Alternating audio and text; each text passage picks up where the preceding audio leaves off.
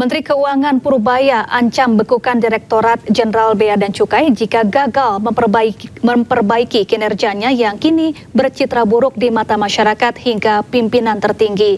Jika dalam setahun tak ada perbaikan, pemerintah membuka potensi masalah kepabeanan dan cukai di Indonesia dialihkan ke perusahaan swasta asal Swiss SGS.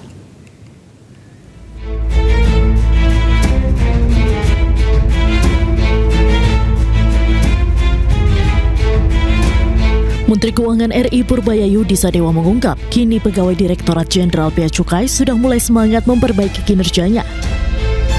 Meski demikian, melihat banyak modus nakal yang dilakukan sejumlah oknum dan mencoreng citra institusi Bea Cukai, Purbaya mengancam bakal bekukan Ditjen Bea Cukai dan merumahkan 16.000 pegawainya. Dijumpai usai rapat kerja bersama Komisi 11 DPR RI di Kompleks Parlemen Senayan, Jakarta kemarin Kamis, Purbaya juga menjelaskan apabila pembenahan gagal selain membekukan Bea Cukai, pemerintah juga akan menyerahkan tugas kepabeanan kepada Swiss General Surveillance seperti dahulu. Jadi kita harus perbaiki dengan serius. Saya bilang dengan mereka, saya sudah minta waktu ke Presiden 1 tahun untuk nggak diganggu dulu. Saya biarkan saya beri waktu saya untuk memperbaiki Bea Cukai. Karena ancamannya serius. Kalau kita Bea Cukai nggak bisa memperbaiki kinerjanya dan masyarakat masih nggak puas, Bea Cukai bisa dibekukan diganti dengan SGS. Sementara itu, guna memperbaiki kinerja Bea Cukai, berbagai unit telah meningkatkan kinerja dan tata kelola internal dalam beberapa bulan terakhir. Bahkan, selain tekanan struktural dan regulasi, Purbaya juga mengandalkan teknologi kecerdasan AI untuk kurangi peluang praktik nakal di lapangan. Tim Liputan iNews melaporkan. Pemirsa, Kementerian Sosial terus menyalurkan BLT Kesra kepada masyarakat di berbagai daerah. Hingga kini, lebih dari 12 juta penerima manfaat telah menerima bantuan melalui PT Pos Indonesia. Penyaluran BLT Kesra dilakukan dengan 3 mekanisme, melalui kantor pos, penyaluran berbasis komunitas, dan diantar langsung untuk menerima lanjut usia atau sedang sakit. Setiap penerima mendapatkan bantuan sebesar Rp900.000. Menteri Sosial Saifullah Yusuf menjelaskan selain menyalurkan bansos, Kemensos dan PT Pos juga menjalankan program Sekolah Rakyat yang membuka kesempatan beasiswa bagi lulusannya di Universitas Logistik Bisnis Internasional. PLT Dirut Pos Haris menegaskan penyaluran di berbagai daerah terus berjalan dan total penerima nasional sudah melampaui 12 juta orang. Secara langsung penyaluran BLTS yang sekarang memasuki tahap kedua yang secara umum berjalan dengan baik. Yang kedua, kami melakukan MOU di mana PT Pos akan memberikan dukungan kepada sekolah rakyat melalui beberapa program. Realisasi sudah dari alokasi yang disampaikan mulai tahap 1 dan tahap 2 ada total sampai 12.285.359, yang 600 adalah untuk daerah 3T. Saat ini sudah terrealisir 62,37% ya teman-teman. Jadi sudah tersalur 7,6 juta.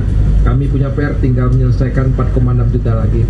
Target kami insya Allah di akhir November ini tugas ini.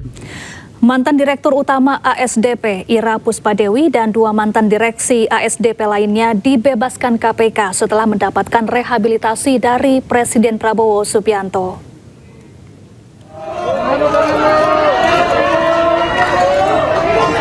Ira Puspadewi dan 2 mantan direksi ASDP lainnya yaitu Muhammad Yusuf Hadi dan Hari Muhammad Adi Caksono keluar dari rutan KPK sekitar pukul 5 sore kemarin. Ketiganya keluar dari bui KPK di bawah pengawalan ketat aparat kepolisian.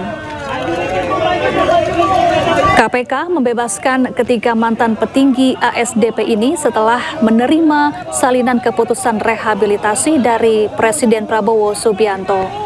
Sebelum mendapat rehabilitasi, ketiga petinggi ASDP ini divonis bersalah dalam kasus korupsi akuisisi PT Jembatan Nusantara sebesar Rp1,25 triliun. Dalam momen ini, Ira mengucapkan terima kasih khususnya kepada Presiden Prabowo. kasih dan apresiasi setinggi-tingginya kepada Bapak Presiden Prabowo Subianto yang telah berkenan menggunakan hak istimewanya dengan rehabilitasi bagi perkara kami. Harapan kami ke depan, semoga tatanan hukum di negeri kita tercinta ini dapat memberikan perlindungan yang lebih baik bagi para profesional, anak bangsa yang sungguh-sungguh melakukan kerja besar untuk Indonesia yang kita punya, Indonesia yang kita cintai, untuk Indonesia yang lebih baik.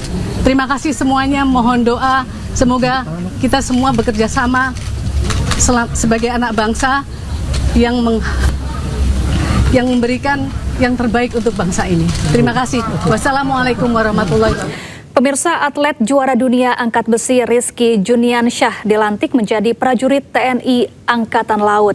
Atas prestasinya yang telah mengharumkan Indonesia, kini Rizky resmi menyandang pangkat Letnan II.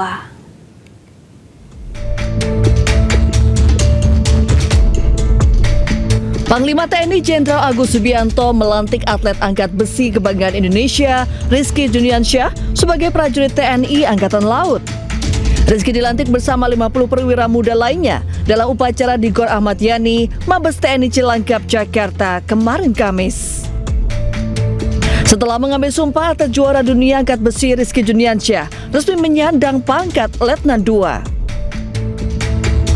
Prestasi Rizky dalam dunia olahraga mendapat apresiasi langsung dari Presiden Prabowo Subianto. Sebagai atlet, Rizky dinilai telah mengharumkan nama Indonesia dan layak mendapat penghargaan negara melalui kesempatan mengabdi sebagai perwira TNI. Sebelumnya, Presiden Prabowo Subianto memberi 3 arahan utama pada Menteri Pemuda dan Olahraga Erick Thohir saat rapat di Istana Merdeka Jakarta kemarin Selasa. Arahan tersebut terkait peningkatan kesejahteraan atlet serta penguatan ekosistem pembinaan olahraga nasional.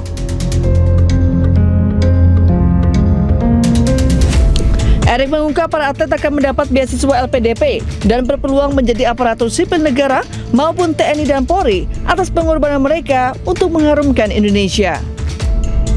Bapak Presiden ingin memastikan kesejahteraan atlet itu menjadi prioritas. Ada 3 hal yang beliau minta saya tindak lanjuti. 1, mengenai beasiswa atlet LPDP.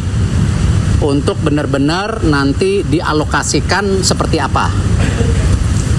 Lalu juga atlet-atlet yang memang berprestasi bisa juga diberi kesempatan tadi apakah masuk menjadi ASN atau TNI Polri. Nanti kita coba karirnya. Erick juga menjelaskan Presiden Prabowo tengah meninjau ulang skema bonus bagi para atlet SEA Games, Asian Games, dan Olimpiade. Meski demikian, penyusunan nominal bonusnya akan dikonsultasikan lebih lanjut dengan Kementerian Keuangan. Sejumlah nasabah diduga kehilangan dana hingga puluhan miliar rupiah di salah satu perusahaan sekuritas tempat para nasabah berinvestasi. Mereka melaporkan kasus ini ke Barreskrim Polri karena menilai tak ada kejelasan pertanggungjawaban dari pihak perusahaan. Korban yang boleh nih sini, boleh nih. Sambil membawa bukti transaksi, sejumlah nasabah salah satu perusahaan sekuritas swasta mendatangi Mabes Polri Jumat siang. Mereka datang melaporkan dugaan tindak pidana penipuan, akses ilegal hingga tindak pidana pencucian uang atau TPPU. Total kerugian yang dilaporkan mencapai hingga 90 miliar rupiah. Para nasabah menilai pihak perusahaan tidak menunjukkan upaya pertanggungjawaban secara transparan, terutama terkait kehilangan dana yang terjadi berulang kali. Pihak sekuritas juga diduga mengakui adanya ratusan transaksi ilegal yang bukan dilakukan oleh nasabah. Sementara korban membuka posko pengaduan karena diduga masih ada nasabah lain yang belum melapor. Boleh nih sini, boleh nih coba ceritakan. Klien kami itu menaruh uangnya akan bentuk saham di sekuritas Mirai. Kemudian pada tanggal 6 Oktober 2025 jam 19.34 waktu Indonesia Barat, klien kami mendapatkan email notifikasi threat confirmation pada email yang terdaftar untuk membuka akun di aplikasinya mereka, Neo Hots, ya kan, yang dimana bahwa klien kami tidak pernah melakukan transaksi